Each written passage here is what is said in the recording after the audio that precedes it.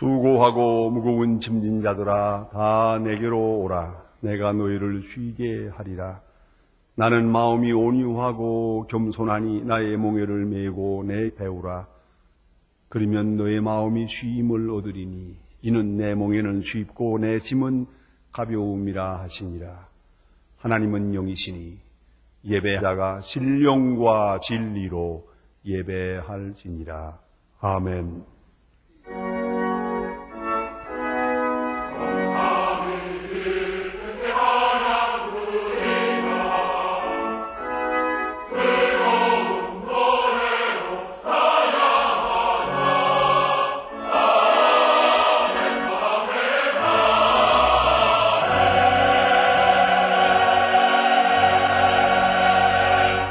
영원히 찬양을 받으실 주 여호와 우리 아버지 하나님, 그 놀라우신 능력과 크시는 종을 인하여 주께 영광 돌립니다. 죄와 사망에서 우리를 건지신 주 예수 그리스도의 구속의 은혜를 이리 찬양하오며 오늘도 우리와 함께 하시고 날마다 성결케 하시는 성령의 교통하심을 인하여 찬송을 부릅니다. 성부, 성자, 성령께 세세 무궁토록 영광이 있을지어다. 아멘. 같이 고개 숙여서 겸손한 마음으로 참회의 기도를 드리겠습니다. 긍휼이 풍성하신 아버지 하나님, 저희들이 주님 앞에 나왔습니다. 탕자와 같이 험악한 상에 나아가 살다가 다시 주님 앞에 나왔습니다.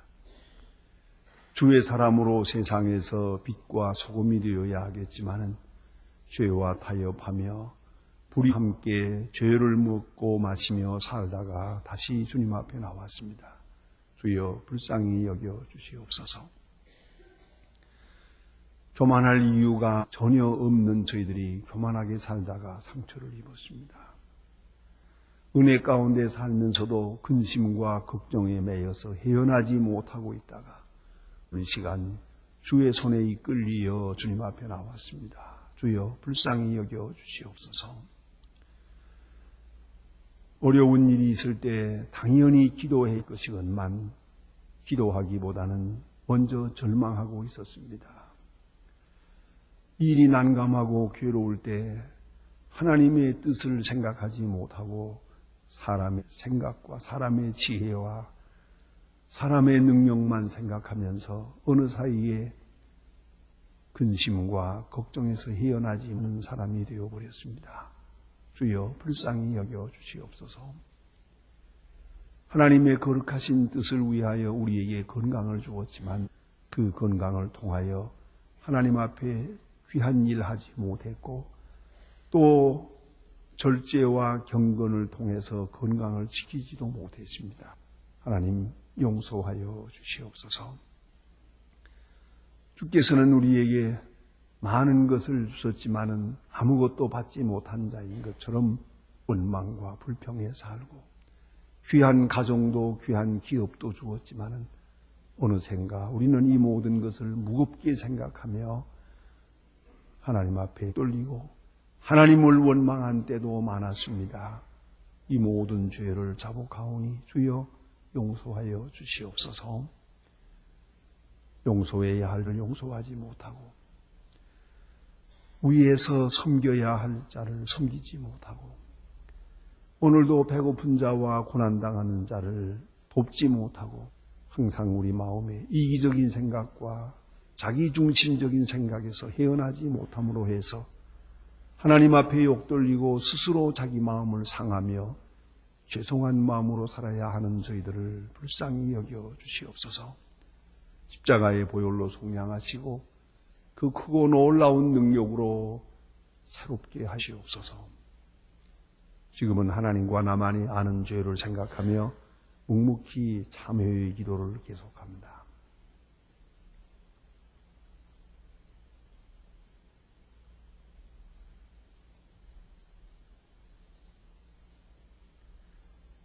창세전에 그리스도 안에서 우리를 택하사 우리로 사랑 안에서 그 앞에 거룩하고 흠이 없게 하시려고 그 기쁘신 뜻대로 우리를 예정하사 예수 그리스도로 말미암아 자기의 아들들이 되게 하셨으니 이는 그의 사랑하는 자 안에서 우리에게 거저 주시는 바 그의 은혜의 영광을 찬미하게 하려는 것이라.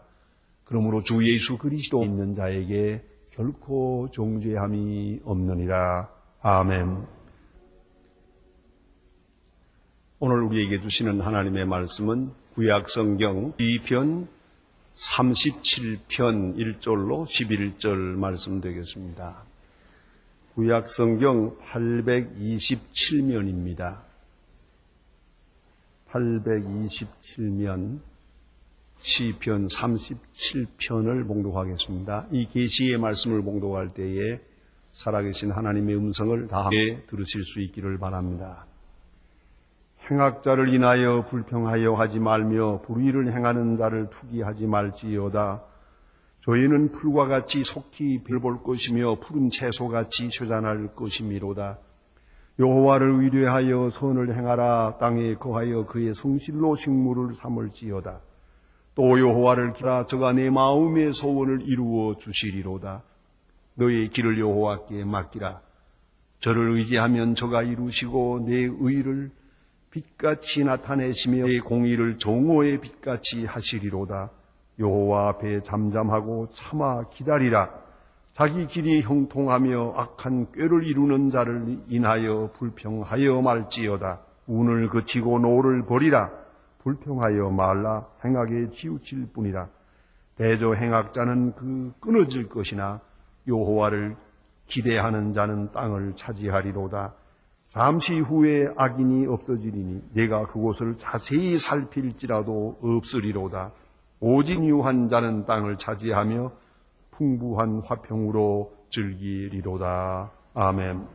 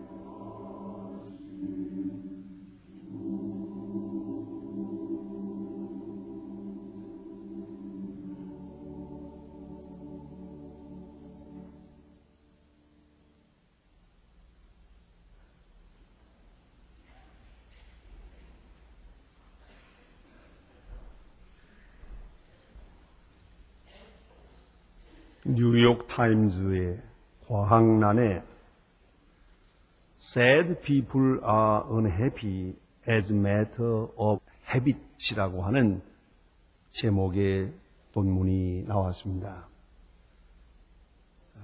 슬픈 사람의 불행은 그의 습관에 달렸다.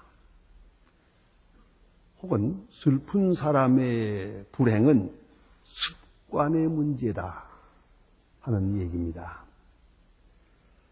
행동이 반복되면 습관이 됩니다. 습관이 계속되면 성품이 됩니다. 성품이 그대로 이어지면 운명이 됩니다. 여러분, 여기에 있는 것입니다. 가끔 우리는 아주 평범한 말을 쉽게 합니다. 사실은 깊이 생각한 중요한 의미가 있는 이야기를 그렇게 그저 쉽게 하고 잊어버릴 때가 있습니다. 걱정도 발자 그럽니다. 이 말을 바꾸면은 환경과 아무 관계없이 그 사람은 걱정할 팔자로 태어났다는 거예요. 다르게 말하면 걱정하기 때문에 걱정하는 일들이 계속 생긴다는 거예요. 이게 바로 걱정도 팔자다.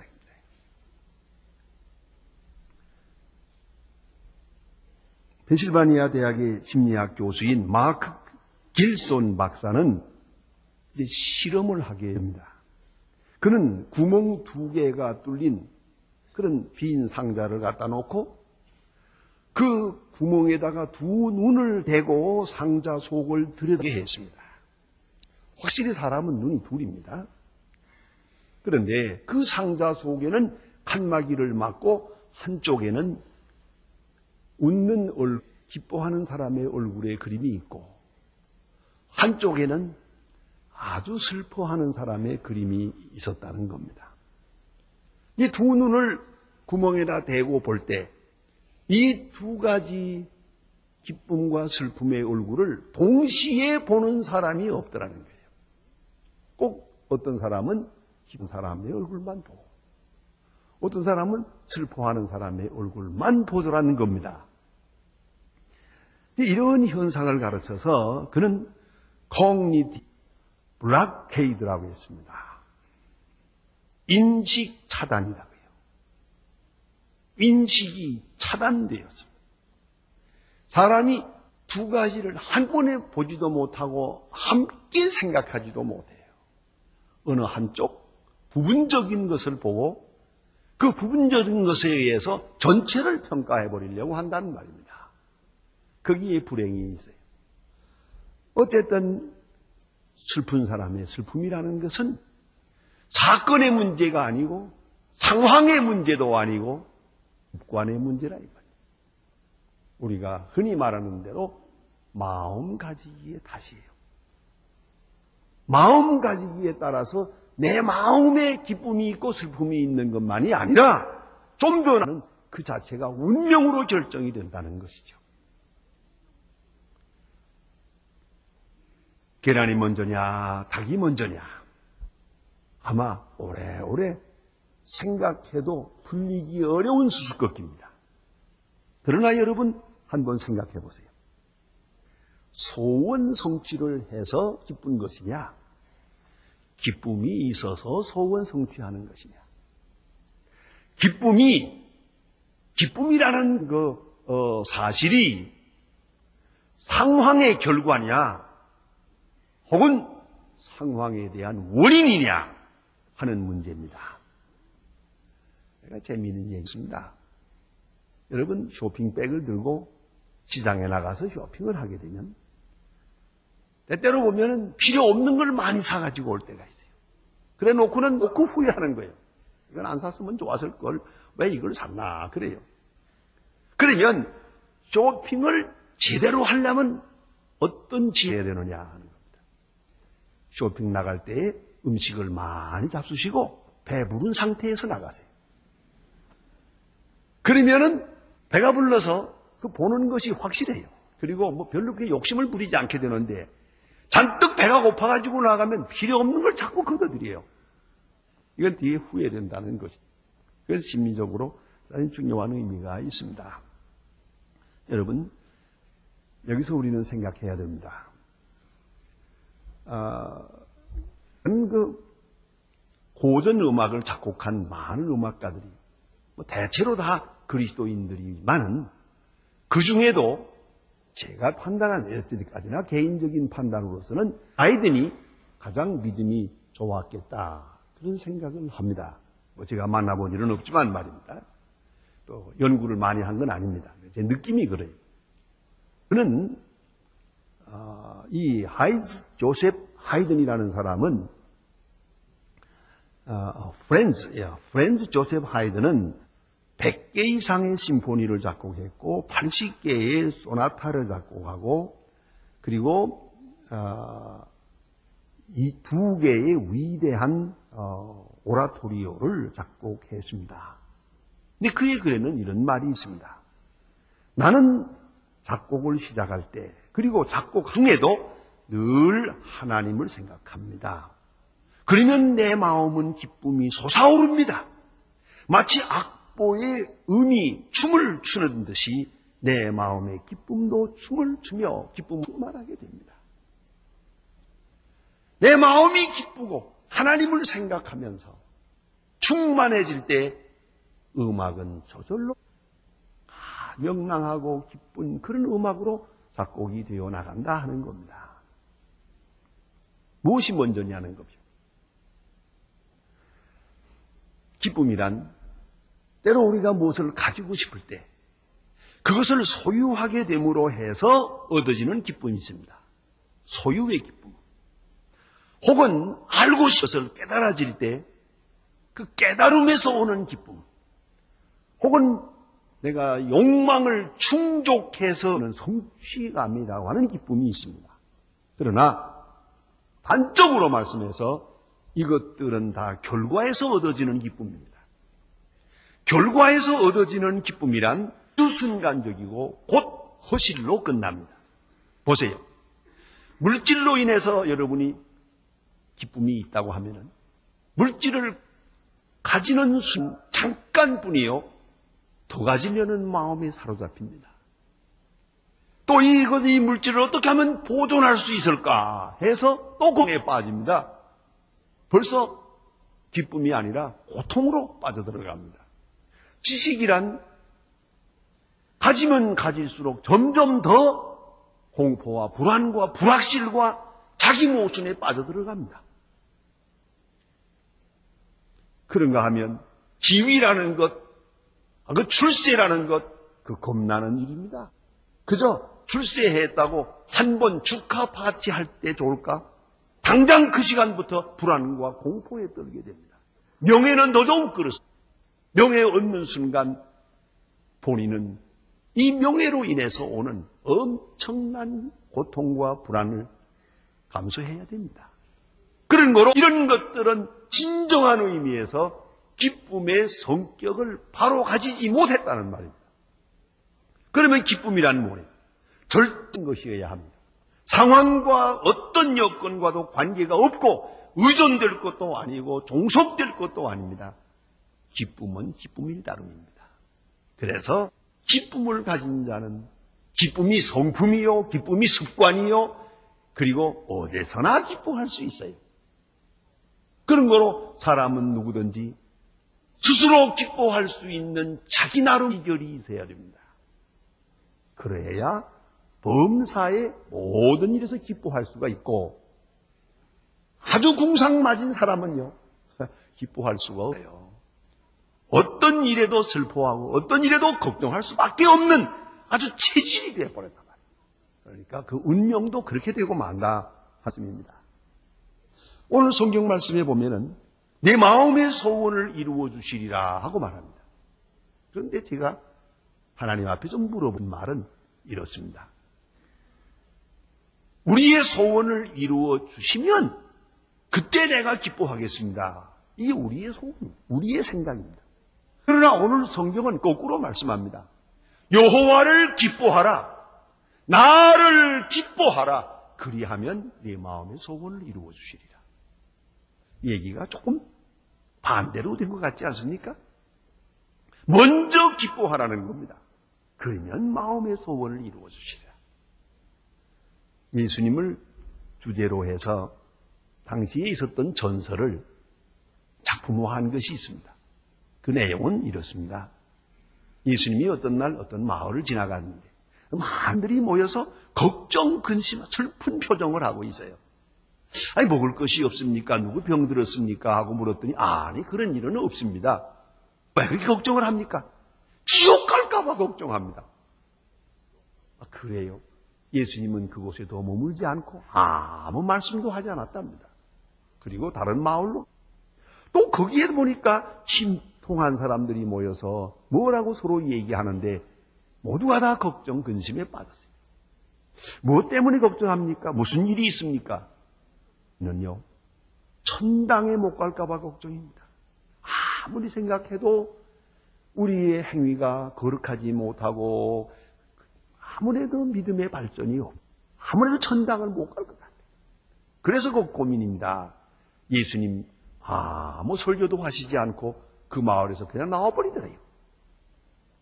또 다른 데 갔더니 그 마을 사람들은 모여서 기쁨의 충만해서 찬송을 부르고 하나님께 감사하고 서로 성도의 아주 밝은 얼굴로의 교제가 있어요. 무슨 경사가 났습니까? 이 마을엔 무슨 일이 있습니까? 하고 물었더니 아니요, 뭐 특별한 일은 없습니다. 우리와 같은 죄인들, 무자격한 죄인들을 구원해 주신 하나님의 은혜를 지금 감사하고 있는 중입니다. 예수님 말씀이 나는 그대들 곁에 영원히 있을 것이요. 그 마을에 예수님이 머물렀다고 합니다. 여러분 생각해 보세요. 이게 아주 중요한 것이옵니다. 기쁨이 먼저요. 그 다음에 주께서 우리의 소원을 이루어 주신다고 말씀하십니다.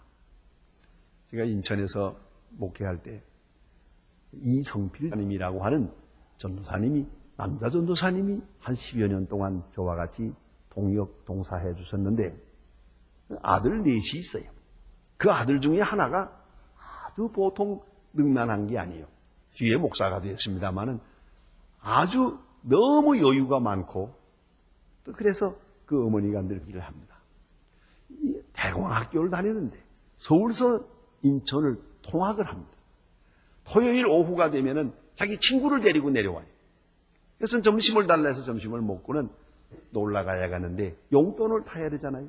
전도사님 가정에 무슨 여유가 있는 게 아닌데 용돈을 탈 때 다른 아이들은 용돈 얼마 주세요? 왜 주셔야 되나 뭐라 이렇게 얘기하는데 얘는 그렇게 말하지 않고 어머니 내 친구가 충청도 태생이라서 바다 구경을 못했답니다. 구경시켜주려고 데리고 왔습니다. 어머니 없는 가운데도 저희를 위해서 고생 많이 해주시고 늘 용돈을 넉넉히 주어서 감사합니다. 그 어려운 가운데도 이렇게 말하면 어머니가 징그러워서 야, 이 돈 가지고 빨리 나가라. 징그럽다. 그런다고 그래요. 단 한 번도 억지를 써보는 일이 없대요. 용돈을 넉넉히 탄다고 그 엄마가 얘기하는 걸 들었어요. 여러분, 하나님 앞에 제발 그 징징거리지 마세요. 그 그런 얼굴이 옆에서 보기가 좀 민망해요. 그래가지고 되겠어요. 악을 쓰고 말이에요. 이래가지고 어떻게 응답을 받겠어요? 그래서 빌립보서 4장에 보면은 아무것도 염려하지 말고 너의 구할 것을 감사함으로 아뢰라. 감사와 함기도 하라. 그러면은 지각에 넘치도록 응답해 주시리라. 사실 무엇이 필요한지는 하나님이 더 잘 아시고 문제는 내가 여호와를 기뻐하는 그 수준에 도달할 때, 그 경지에 도달하면 주는 우리 소원을 이루어 주시겠다고 하십니다. 기쁨이 먼저라는 걸 잊지 마십시오. 기쁨은 어떤 것의 결과가 아니라 모든 것의, 모든 형의, 모든 창조력의, 모든 지혜의, 모든 능력의, 원인이 된다는 걸 알아야 돼. 가끔 내가 전화할 때가 있는데 어떤 분은 참 전화하면서 아주 기쁜 이야기, 좋은 이야기를 하는 분도 계시지만 어떤 분은 어려운 얘기를 하는데 들어보니까 뭐 그렇게 어려운 형편에 있는 게 아니에요. 그런데 그저 처음부터 끝까지 뭐 그저 죽는 소리만 해요. 그러나 전화를 중간에 없잖아요. 그 전화를 한참 듣다 보면 내가 그때 가서 꼭 한만 생각하는 게 있습니다. 목사라는 직업이 힘들다 생각을 해요. 이런 이야기를 다 들어줘야, 이런 푸념, 이거 쓸데없는 얘기를 내가 언제까지 들어줘야 되나, 그런 생각을 좀 할 때가 있어요. 다른 일보다도 제가 제일 피곤해하는 일이 바로 그겁니다. 오나 얼굴을 보고 얘기한다면 모르겠는데 얼굴도 보지 못하는데 그저 한마디도 들을 생각을 안 해요. 자기 얘기만 자꾸 하는 거예요. 그런데 그게 들어보니까 별 얘기도 아니거든요. 걱정도 팔자이더라고요, 보니까. 이건 아주 성품이요, 습관이요. 이렇게 되면 구제불능한 거죠. 그건 중생하지 못한 가운데 이루어지는 거예요. 오늘 하나님께서 우리에게 말씀하실 때 하나님을 경외하라, 하나님을 순종하라, 충성, 복종, 사랑 다 있습니다만 그 모든 하나님께 향한 우리의 자세 중에 극치가 뻐하라예요. 하나님의 법을 기뻐하고 하나님 만나는 것을 기뻐하고 하나님의 말씀을 기뻐하고 하나님의 뜻을 기뻐하는 거예요. 그런 거로 지식과 의지와 감성을 다 합쳐서 하나님을 기뻐하는 것이에요. 바로 거기에 축복의 근본이 있다는 말씀입니다.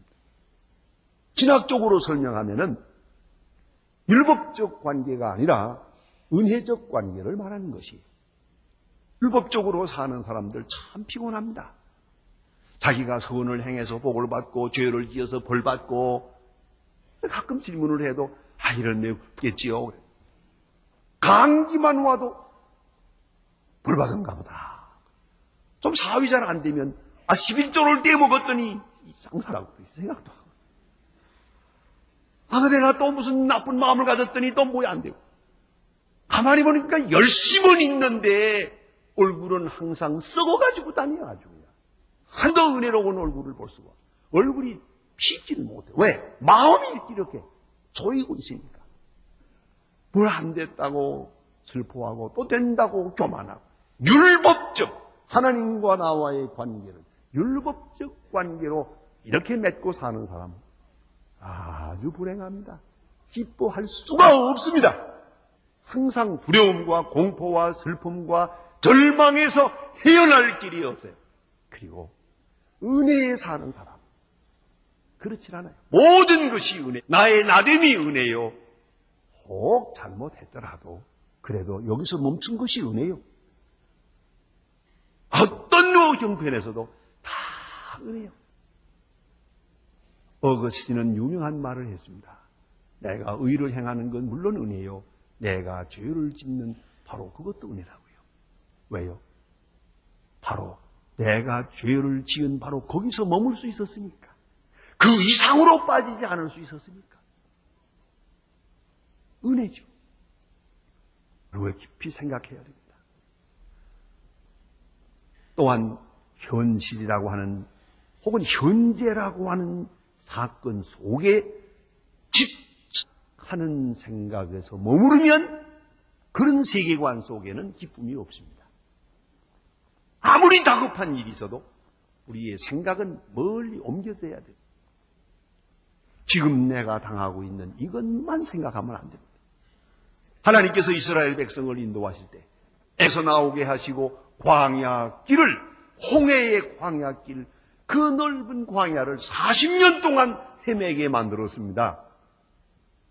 그 광야를 지나갈 때 그 물이 없을 때도 있고 때로는 불뱀을 만날 때도 있고 때로는 원수들이 가로막는 그런 어려움도 있었고 많은 문제가 있었지요. 그럴 때마다 하나님께로부터 주어지는 메시지가 있습니다. 그 메시지를 통틀어 보면 딱 두 마디요. 하나는 너희가 애굽에 줬던 일을 기억하라. 너희가 애굽에서 영원히 노예로 살다가 죽어갈 400년 동안 노예로 살았으면 이제는 다시 구원받기는 틀린 민족이요. 그런데 10가지 재앙을 내리면서 엄청난 기적 속에서 하나님께서 너희를 구속하고 구원했다는 것을 기억하라. 그것만 생각하면 오늘 기뻐할 수 있어요. 또 저 요단강 건너편에 있는 양의 땅을 잊지 마라. 반드시 들어가게 해주마. 약속하지 않았습니까? 그럼 지금 내가 어떻게 됐든 상관없어요. 어떤 모양으로 가든 언제 가든 하나님이 약속한 땅에 들어간다는 것이요. 약속의 땅을 잊지 마라. 이 두 가지입니다. 그런데 어느 때 하나님을 원망하게 되느냐? 당하고 있는 이 형편, 이것만 생각하고 여기에 몰두할 때 문제가 돼요. 그러면은 헤어날 길이 없어요. 여기서 완전히 출애굽을 해야 됩니다. 우리 생각이 현재에 집착돼서는 안 됩니다. 가끔 그런 경우가 있어요. 어느 목사님 딸가 아는데 보니까 고등학교 2학년 때 참 경제적으로 어렵지요. 그런데 수학여행 간다고 그러니까 어머니가 갈 것처럼 얘기를 했대요. 그래서 정작 가야 될 때 가서 얘야 돈이 없다. 어떻게 하면 좋냐. 돈을 꿀 수도 없고 그러니 네가 양보해라. 수학여행 못 가는 거냐. 한마디 했어요. 얘가 집을 나가버렸어요. 수학여행 못 가는 요 하나만 생각을 하는 거예요. 그리고는 어머니가 나를 언제 살 일이 있냐는 거예요. 온 세상에 이게 바로 철당원이 없는 거 아닙니까? 왜? 좀 더 생각을 돌이켜서 과거에 그 많은 어머니의 사랑을 받은 것을 생각 못했냐 말이에요. 그렇지 않습니까? 여러분 어떤 형편에 있습니까? 거기에 몰두하지 마세요. 생각을 높이세요. 그래서 오리지널리티로 돌아가세요. 원점으로 돌아가서 하나님이 나를 얼마나 하셨는지 생각을 하고 그 많은 경우를 잊지 마세요. 참, 제가 어제 서울병원에 방문했는데 참 우리 교인들을 거기서 만나고 너무 고마웠어요. 우리 교회 예전도 회원들이 서울 안에 있는 21병원을 아주 이렇게 계속 당번을 짜서 방문한다 그래요. 가서 전도지를 주고 소망지 이 전도지를 주고 가서 권면하고 기도하고 또 예배도 드리고 나대도 하고 병원 방문을 한다고 그래요. 너무 고마운 일이에요. 그래 어떤 분들이 하느냐고 물었더니 과거에 병원에 입은 사람들이에요. 병원에 입원해 있으면서 그 전도지를 받으면서 너무 고마웠던 분들 그리고 거기서 예수 믿은 사람들 내가 이 은혜를 잊지 내가 다른 사람을 위로할 수 있으리라 생각하는 거죠. 여러분 이것을 잊지 말아야 합니다. 내가 받았던 은혜, 내가 과거에 누렸던 은혜 절대로 잊지 마세요. 그리할 때 우리는 기뻐할 수 있습니다. 다시 성경은 우리에게 말합니다. 여호와 보아라 잠잠히 기다리라. 행악자로 인하여 불평하지 말라. 시기하지도 말고 원망하지도 말고 조용히 기다리라. 조용해야 내 하나님께 뭐라 할라. 홍해가에서 말씀하시던 하나님이십니다. 잠잠하여 기다리라. 조용히 기다리라. 그리고 하나님의 뜻을 생각하고 하나님의 인도하심이 어디에 있는지를 명상하라는 겁니다. 그리고 온유한 마음으로 하나님을 섬길 것이요. 그리하면 악인 없어지리니 잠시 후에 없어지리니 자세히 찾아도 못 만날 거라고 그랬어요. 내가 여호와를 기뻐하기만 하면 저 악한 무리들이 다 사라질 것이고 내 소원을 이루게 될 것이라고 말씀합니다. 기뻐함이란 사랑의 표현일 뿐더러 참 사랑의 극치입니다. 기뻐함이 곧 믿음입니다. 여러분 성경은 말씀합니다. 네 길을 여호와께 맡기라. 내 길을 내가 붙들고 걱정하지 말라. 하나님께 맡기세요. 그리고 그를 기뻐하세요. 그의 말씀을, 그의 뜻을, 그의 경륜을, 그의 사랑을 기뻐하세요. 그러면 마음의 소원을 이루어 주실 것입니다. 분노함과 근심과 좌절을 물리치세요. 깨끗한 마음으로 여호와를 향하여 그를 찬양하세요. 우리의 마음 깊은 곳에 있는 소원을 그가 이루어 주실 것입니다. 기도하십시다.